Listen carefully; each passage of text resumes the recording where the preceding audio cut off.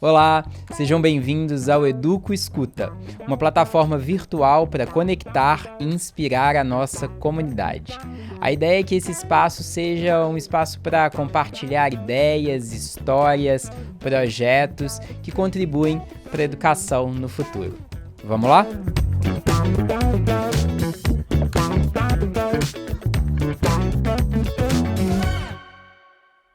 Bom, eu sou o Diogo Horta. Sou um homem branco, com cabelo curto, preto, barba também preta. Estou vestindo uma camisa branca com listras pretas, uma calça azul marinho e um sapato bege. E hoje eu converso com o Bruno Silva. O Bruno atua como analista da área de diversidade e equidade e inclusão no Senac Minas e como CEO da DSF, Educação Financeira, da qual ele é fundador. Ele é mestre em administração de empresas pela Logo University Internacional, com pós-graduações nas áreas de gestão, estratégia, finanças, pessoas, diversidade, entre outras, e graduado em ciências contábeis e gestão financeira pela Estácio. Eu e o Bruno estamos aqui sentados em duas poltronas vermelhas com uma cortina preta no fundo. Entre nós temos aqui 3 mesinhas, uma mesinha que tem uma plantinha, uma mesa no centro que tem 2 copos com água e 2 microfones, uma outra mesa mais perto do Bruno que tem uma placa que está escrito no ar. Acima de mim aqui tem uma outra placa que está escrito Educo, e entre mim e o Bruno também tem uma televisão, onde a gente consegue ler Educo Escuta. Seja muito bem-vindo, Bruno. É um prazer receber você aqui com a gente. Olá, Diogo. Olá, pessoal. Espero que todos e todos estejam bem. Primeiramente, te agradecer aí pelo convite, Diogo, também. Imagina, é um prazer receber você aqui, Bruno. O Bruno, ele é um homem negro, de pele clara, tá vestindo uma calça jeans, um sapato marrom e tá usando uma camisa da cor bege. Bruno, pra gente começar um pouco essa nossa conversa aqui, eu queria te pedir um pouco para você compartilhar com a gente como foi aí o seu processo educacional, né? Assim, você tem uma larga formação, sei que você atua, né? Como a gente falou há pouco, também nessa educação no Senac, mas eu queria te pedir para começar falando sobre a sua trajetória mesmo, né? A sua trajetória educacional aí como uma pessoa com deficiência visual. Beleza, Diogo. Eu sempre gosto de trazer um pouco de como eu adquiri a minha deficiência, porque eu adquiri minha deficiência devido a uma síndrome chamada Steve Johnson aos 6 anos. Então, meu processo educacional pós esse período da síndrome, ele veio um pouco tardio, assim. Que eu Uhum, tive alguns processos de adaptação e de autoaceitação que eu tive que vivenciar depois desse período, adquirir essa deficiência. Então, eu comecei o meu processo educacional, acho que aproximadamente com uns 8 a 9 anos, que foi uhum, quando eu entrei no Instituto São Rafael, que é um instituto que nós temos aqui em BH, né, em Belo Horizonte, que ele é voltado para pessoas com deficiência visual.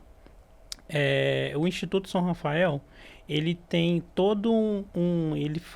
ele tem toda essa abordagem de desenvolver a pessoa com deficiência visual, que é o público-alvo dele, para esse processo ali de autonomia no contexto social em todas as vertentes, assim. uhum, Então lá a gente tem cursos voltados para a perspectiva de orientação e mobilidade, que é o curso onde eles trazem para você todas essas noções de locomoção, de deslocamento num contexto ali, para você ter essa autonomia, né? uhum, E ao mesmo tempo eles trazem para você toda essa formação voltada ali para o processo mesmo educacional regular, assim. uhum, Então eu iniciei no Instituto São Rafael, que foi até onde eu aprendi o Braille, no caso. E E desde aquela época, eu já tinha da minha família um incentivo que a educação era a forma que eu tinha de fazer com que eu me desenvolvesse, assim. Porque eu venho de uma família que não tinha muitos recursos financeiros, mas a minha família entendia que a educação seria onde eu conseguiria me desenvolver e realmente alcançar ali o sucesso, vamos falar assim, né? Sim. É, então, desde essa época, eu já tinha esse incentivo da minha família e, para mim, eu visualizava a educação como meu caminho a ser trilhado. Uhum. Então, eu sempre tive esse ímpeto, assim, de me desenvolver academicamente. Então, eu sempre busquei aproveitar todas as oportunidades que surgissem para mim. Então, durante o período ali do São Rafael, era um período, vamos falar assim, entre aspas, tranquilo, pensando em uma perspectiva de inclusão, porque eu Uhum. estava em um ambiente onde a questão da inclusão era algo que a gente nem pensava assim, porque era um ambiente comum, assim, eram todas pessoas com deficiência e a gente vivia ali no nosso contexto, no nosso mundo ali, entre Uhum. aspas. O grande ponto, a perspectiva da inclusão, assim, começou a surgir para mim, eu comecei a pensar, vamos falar assim, nessa palavra, porque o Instituto São Rafael ele só ia até o ensino fundamental. Aí eu fui Sim. para o ensino médio. Aí o ensino médio era numa escola regular. Foi Ah, tá. onde eu comecei a ter, a vivenciar, vamos falar assim, né? Numa Uhum. perspectiva educacional, as minhas primeiras barreiras, assim, de acessibilidade, de algumas exclusões, de algumas segregações.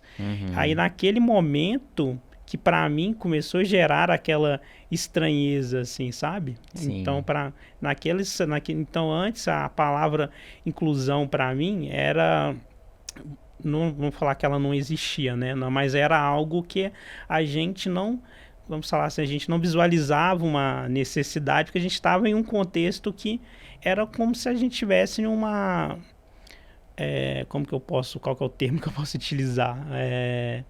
Em um cenário ali que pra gente era tudo comum. Aí quando a gente vai para um contexto ali da sociedade onde existem barreiras, onde a deficiência ela se torna em determinados pontos ali algo que você não está mais, vamos falar assim, você já não está na perspectiva do comum, do dito normal, aí você aí que você começa a perceber essas questões da exclusão e realmente da real necessidade de um processo de inclusão, né? Uhum. É o lidar com as O diferenças ali, lidar com né? as diferenças ali.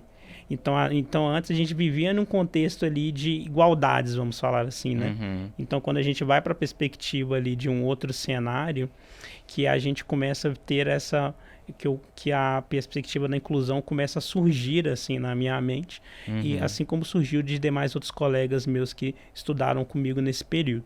Só por curiosidade, vocês foram mais de um juntos para alguma escola ou você chegou sozinho nessa sua escola do ensino médio? Eu cheguei sozinho nessa, Uhum. porque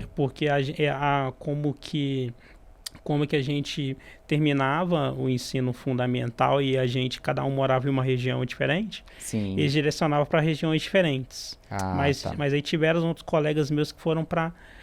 Teve, acho que um grupo de 4 que foram para a mesma escola, assim, no mesmo Uhum. período. É, então a gente percebia isso, sabe? Então a gente percebia que quando a gente estava ali no contexto de igualdades, né? A gente não a gente sabia que tinha todas essas perspectivas da inclusão e das barreiras e tal, mas aí quando você vai para a vivência, né, do contexto ali, que você começa a perceber essa necessidade da existência de haver um processo de inclusão. Uhum. Então, para mim esse foi o primeiro ponto assim de quando eu saí do Instituto São Rafael, e que quando eu fui para a perspectiva da escola regular, que eu comecei a pensar assim, se realmente todo aquele processo educacional, realmente valeria a pena, assim. Eu falo assim, valeria a pena, não porque eu estava efetivamente desistindo assim de me educar e de me desenvolver, é porque realmente era um processo um pouco complexo devido ao contexto lá da Sim. escola.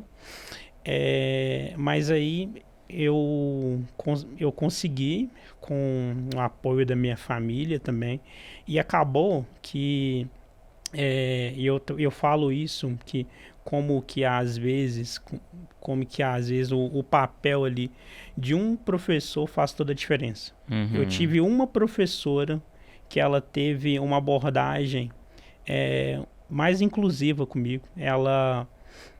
Ela pensou, na época ela era uma professora de química, eu estava estudando tabela periódica, uns cálculos, umas equações associadas à tabela periódica. Uhum. E essa docente, ela fez na tabela periódica todas as marcações com corretivo. E aquilo, para mim, Pra você conseguir tocar. para poder conseguir tocar e perceber Aham. a tabela como um todo e visualizar como a tabela era, sabe? Sim. É, porque como que isso em 2009, todos esses recursos que a gente tem hoje em dia de leitor de tela, todas essas tecnologias existiam, mas não eram nesse mesmo grau de acessibilidade, assim, de acesso, né, como nós temos Sim. hoje em dia.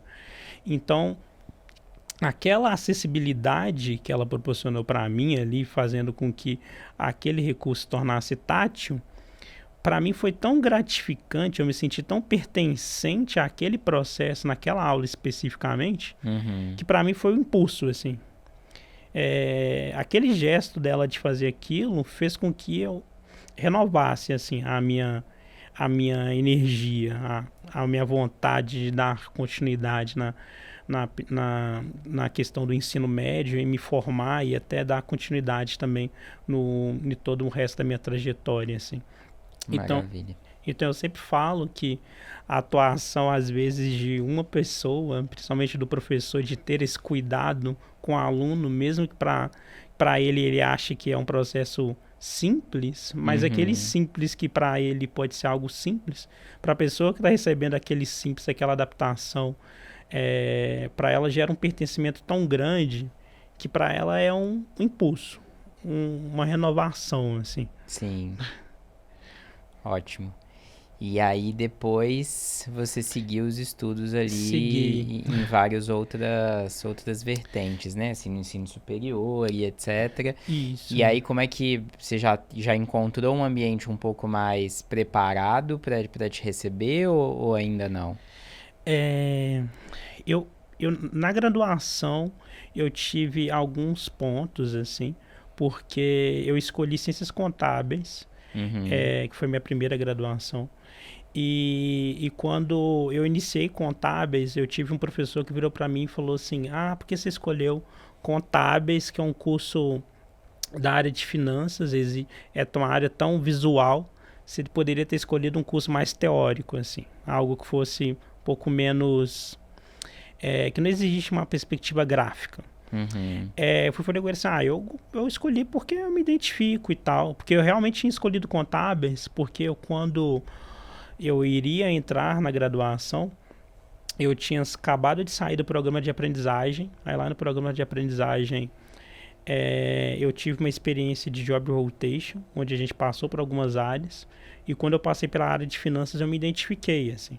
Sim. Então eu realmente curti muito a parte de contabilidade, por causa disso que eu escolhi contábeis.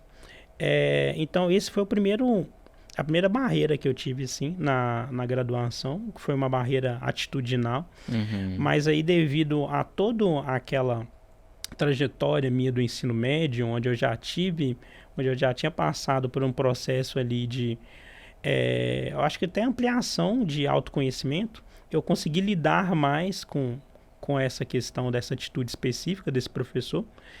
E, e eu lembro que quando eu cheguei na faculdade também, a faculdade não tinha acessibilidade arquitetônica. Então devido a todo aquele processo ali que eu já tinha me desenvolvido pensando ali numa perspectiva de autoconhecimento, de autoaceitação, até de resiliência, vamos falar assim. Uhum. Eu fiz eu fiz um mapa de acessibilidade para a faculdade e entreguei para o reitor. E falei com ele assim, pensando em todas as questões ali de inclusão, eu falo nem só minhas também, Sim, sim. pensando até de outras pessoas, se você fizer tais e tais assim, tais e tais adequações, você vai conseguir tanto me atender quanto atender as outras pessoas que vão vir depois de mim. Sim. E ao mesmo tempo, eu utilizei a estratégia que a gente utiliza muito, né? Para poder. Eu falei com ele que aquilo ia gerar uma vantagem competitiva. Aham. Falei assim: isso vai gerar uma vantagem competitiva, porque eu conheço as outras faculdades da região e elas não têm. Uhum. Então, se você fizer esse processo, vai gerar essa vantagem competitiva para o campus daqui. Sim. E aí, então, esse foi o primeiro. Vamos falar assim, a primeira abordagem que eu utilizei, que foi quando eu comecei a perceber que essa abordagem de educação pró-inclusão, que é um termo que eu gosto muito de utilizar, faz com que a gente consiga atingir muito mais coisas assim a nível de efetividade, do que simplesmente a gente tentar ficar muito em debates, assim, em confrontos de como que eu posso utilizar um termo, assim, em confrontos mais de violência, assim. Uhum. Então essa abordagem educativa, eu percebi que ela trazia um grau de efetividade maior, assim. E deu certo. E deu certo. Ele implementou as medidas na E ele escola. implementou. Ótimo. Então, a partir desse momento, o interessante é que quando a gente começa a ter essa visão e você começa a contagiar as outras pessoas com essa questão da inclusão e da acessibilidade, desse processo de acolher as diferenças, começa um efeito colmeia, assim. Então, Uhum. quando ele implementou já, os professores já começaram a perceber que estava acontecendo um movimento na faculdade. Sim. Então, a gente já começou a perceber que muitas atitudes começaram a melhorar, assim. Então, o acolhimento melhorou. Eu falo tanto meu quanto de outras pessoas também. A visão deles a nível de inclusão, de processos de promoção ali de desenvolvimento dos alunos também se ampliou. Então, até o clima da universidade ficou melhor, sabe? Ótimo. Maravilha. Você já ali conseguiu transformar, né, uma situação, né, assim. Isso. E aí agora você vem trabalhando também nessa transformação, mas no outro lado da moeda, né, assim, agora Do outro atuando lado. como você sendo o facilitador da instituição para a perspectiva da inclusão no ambiente educacional, não é isso? Isso. Então eu sempre falo que para mim foi gratificante quando eu consegui vir atuar na área específica da inclusão, porque eu sempre falo, eu já vinha de uma trajetória assim de auto-identificação com os processos de inclusão, pensando aí na perspectiva de uma pessoa com deficiência. Então trazer isso para o contexto profissional e conseguir promover para as pessoas ali aquilo que eu senti falta em alguns espaços, em muitos espaços, para mim era realmente uma satisfação, assim. Sim. Então, você conseguir ter essa inversão de moeda, né? Então, eu acho que nem inversão, porque querendo ou não, se a gente for pensar, a gente sempre está no papel ali de educando, né, de aprendizado. Uhum. Então, a gente sempre, mesmo quando a gente está nesse processo ali de promoção da inclusão, a gente continua aprendendo muito. E de agente dos dois lados, né? Porque foi agente como aluno e agente agora também. Isso, isso. Então para mim sempre foi positivo esse processo. Então, desde quando eu percebi lá na graduação que a perspectiva educacional era a abordagem para a gente poder conseguir realmente alcançar essa evolução, eu sempre assumi essa abordagem, sabe? Uhum. Então, em todas as experiências que eu tenho, assim, eu percebendo que está acontecendo alguma coisa que possa se caracterizar ali como uma discriminação, uma falta de inclusão, uma exclusão, uma segregação, eu sempre tento primeiro ir com abordagem educativa. Porque quando a gente vai com abordagem educativa, a gente realmente faz com que aquela pessoa se desenvolva e se assuma uma atitude ali que seja realmente mais aderente, mais respeitosa.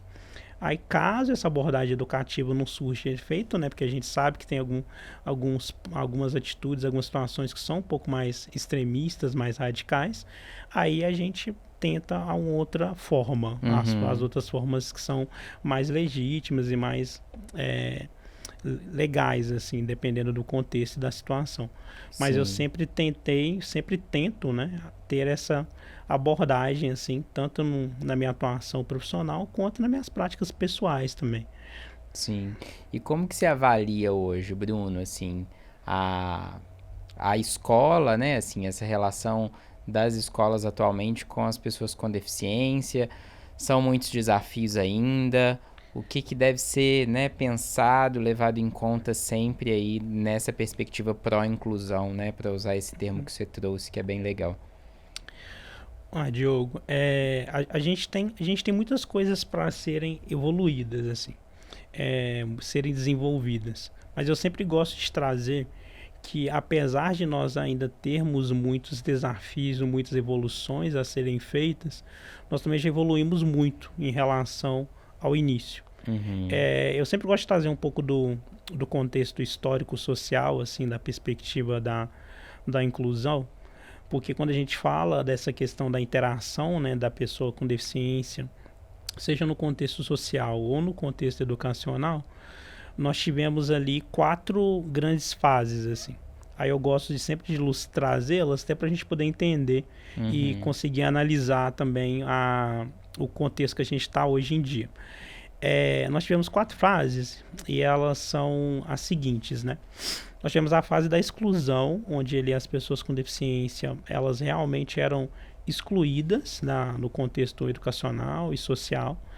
Então, elas, nesse período ali da fase da exclusão, era até aqueles períodos onde essas pessoas elas eram vistas ali, entre aspas, né, um termo que a gente utiliza, numa condição de subhumanas. Então, elas não Uhum. tinham seus direitos ali humanos garantidos. Então, elas eram até exterminadas. Então, nós tivemos essas fases tanto na perspectiva histórica mais antiga, quanto na questão aí do século XX, que foi o que a gente vivenciou ali na perspectiva do nazismo e do fascismo, né? Sim.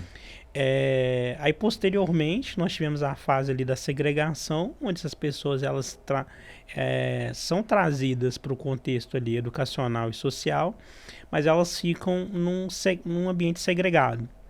Então então a gente traz essas pessoas para cá, pro convívio, vamos falar assim, Uhum. mas a gente não interage. E depois a gente vem para uma fase que a gente chama de integração, onde a gente coloca essas pessoas no mesmo ambiente que as demais, mas aí elas não têm todo os seus direitos garantidos, elas não têm uma interação plena. Uhum. E a inclusão, que é o que a gente defende, o que a gente tenta trazer para a perspectiva real, efetiva, né? Que é a gente trazer essas pessoas para um contexto social, educacional e de todas as camadas ali, e realmente garantir que essas pessoas tenham uma interação, tenham um acesso pleno. Sim.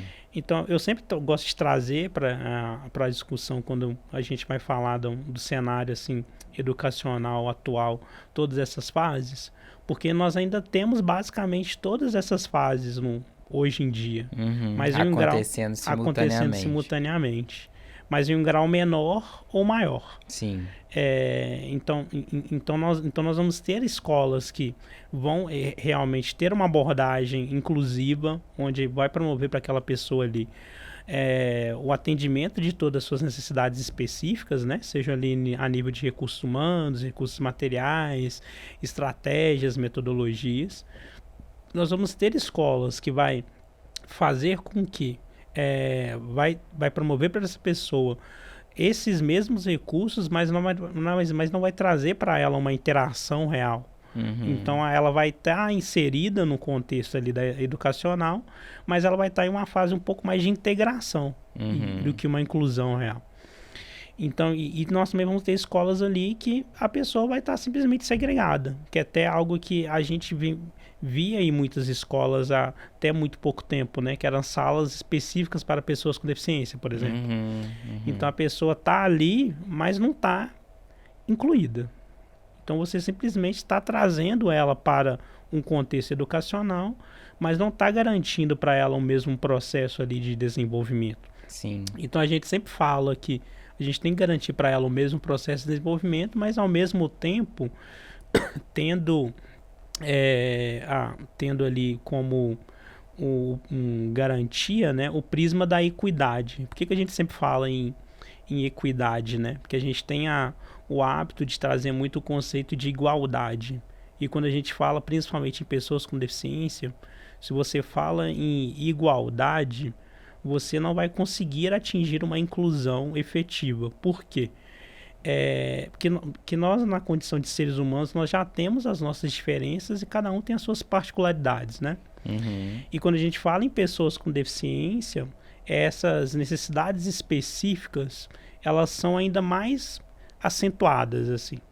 Então, quando a gente fala em igualdade, se você promove um processo igual para todas as pessoas, a pessoa com deficiência, ela sempre vai estar em desvantagem. Sim. Então, quando a gente fala em processo ali que seja de educacional ou profissional ou qualquer outro ali, que para poder garantir uma inclusão que seja efetiva, a gente tem que ter ali o princípio da equidade, que é você promover um processo que seja similar, mas garantir para aquela pessoa que tem uma necessidade específica o atendimento dessa necessidade específica. Uhum. Conseguir equilibrar, né, a Conseguir balança equilibrar para todos, né? Assim, isso. sem. Ótimo. Então eu acho que esse que é o grande desafio assim das Uhum. escolas hoje em dia, sabe? Sim. Porque a gente sabe, quando a gente fala principalmente em escolas públicas hoje em dia, é um professor numa sala com 45, 50 alunos. Uhum. Então é uma sala grande, com alunos com necessidades específicas, tendo deficiência ou não. Sim. Então o grande desafio de todo esse processo é a gente conseguir a promoção da inclusão pensando em todas essas variáveis que já existem, né? Então a gente conseguir garantir para essas pessoas ali que estão naquele processo ali educacional um desenvolvimento que seja pleno, mas atendendo à necessidade de cada um. Justamente o grande paradoxo assim que a gente fala na educação, né? Que é atingir o coletivo, mas pensando no individual. Sim. Maravilha. Mas a gente já tá chegando no final aqui, Bruno. A gente já precisa caminhar para encerrar. Eu queria te pedir, aproveitando essa sua última fala, assim, para se você tivesse que falar alguma coisa diretamente, né, assim, para os professores ali, para os diretores, pedagogos, enfim, todo mundo que está aí na escola, o que você diria, assim, o que você acha que é mais importante, né, assim, de ficar aqui dessa nossa conversa, pensando nessa inclusão, né? Nessa necessidade e importância, né, da inclusão que a gente falou aqui. Diogo, eu acho que assim a palavra, o que eu sempre falo quando a gente fala na questão da inclusão no geral, é, é a gente entender que escutar essa pessoa, eu acho que é a palavra-chave, assim. Uhum.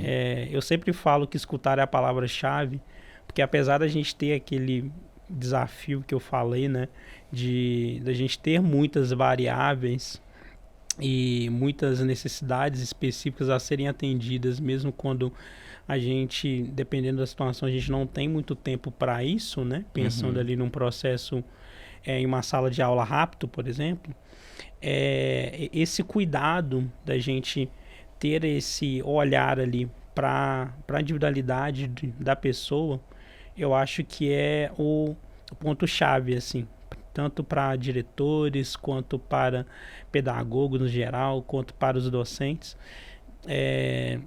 a gente ter esse cuidado, assim. Eu acho que é ter essa visão humana, ter essa empatia em buscar ali entender o que realmente está acontecendo com a pessoa, o que está acontecendo com o outro, assim. Sim. Então eu acho que quando a gente entende, quando a gente tem essa empatia ali pelo outro, pela necessidade que aquela pessoa está nos apresentando, a gente automaticamente já consegue eliminar essa discrepância, equilibrar essa balança, vamos falar assim. Sim. Porque querendo ou não, quando a gente atinge esse equilíbrio, né, a gente já consegue ter essa promoção da inclusão, assim. Então, o que eu sempre gosto de falar é isso, sabe? Então, a gente ter essa visão humana, a gente buscar ser mais empáticos com as pessoas e realmente a gente ter essa visão ali do respeito, das diferenças, entendendo que eu sempre gosto de utilizar que a gente tem essa dualidade, né? Entendendo que nós somos ali iguais em sermos seres humanos, mas também somos diferentes, porque cada um de nós temos as nossas particularidades e as nossas necessidades que são completamente diferentes. Sim. E lembrar da sua história, né? Assim, acho que com o corretivo ali, né? Que às vezes é um detalhe que tá à mão ali, né? Mas que faz uma diferença gigante no processo do aluno, né? Concordo, Diogo. E são coisas que às vezes a gente fala assim, vai ser algo tão simples, algo tão singelo, assim, que eu poderia... Que para ela pode ter sido assim, ela deve ter pensado assim, eu vou só fazer, não sei se vai surtir tanto efeito, mas às vezes um simples gesto, assim, de ter essa empatia, de buscar atender uma necessidade de alguém, já gera para essa pessoa um impacto. Sim. Um impacto que realmente transforma. Então eu acho que a gente buscar ter esses gestos de impactos que transformam é o movimento, assim, para a gente conseguir realmente atingir uma inclusão efetiva. Maravilha, maravilha. Muito obrigado, viu, Bruno? Eu que agradeço. Prazer enorme te receber aqui. Então é isso, gente. A gente encerra mais um episódio aqui. Sigam as redes sociais da Educo. Acompanhem a programação dessa nossa comunidade. E até mais.